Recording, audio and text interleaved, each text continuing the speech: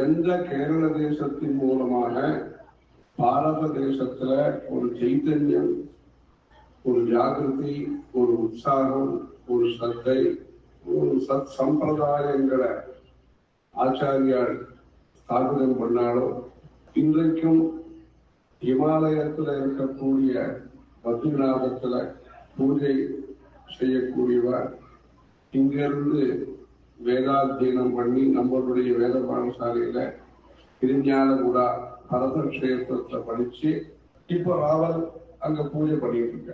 இப்படி காஞ்சி ஆச்சாரியாருடைய அனுகிரகம் அந்த கேரள தேசத்துக்கு 1920களிலையும் கிடைச்சது.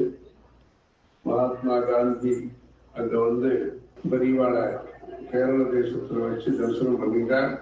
புது பெரியவாள் அந்த காலத்தில் கீர்த்தி ஸ்தம்ப உத்காட்டனத்துக்காக அத்தனை கஜராஜர் 32 யானைகளை வச்சு அங்கமாதியிலிருந்து காலடி வரையில பெரிய சோபா யாத்திரை பண்ணி 108 சன்னியாசிகள் தண்டி சுவாமிகள் வடதேசத்திலிருந்து அந்த கீர்த்தி ஸ்தம்ப உத்காட்டனம் நடந்து, அது வேற பிரதேசத்திலிருந்து இருக்கக்கூடிய ஜனங்கள் எல்லாரும் அந்த கேரள பரசுராம கஷேத்திரத்தோடு அத்வைத ரீதியாக, சண்மத ரீதியாக, ஆஸ்திக ரீதியாக ஜனங்கள் எல்லாரும் ஒன்று சேரத்துக்கு அது முக்கிய ஸ்தானமாக இருந்துட்டு வருது.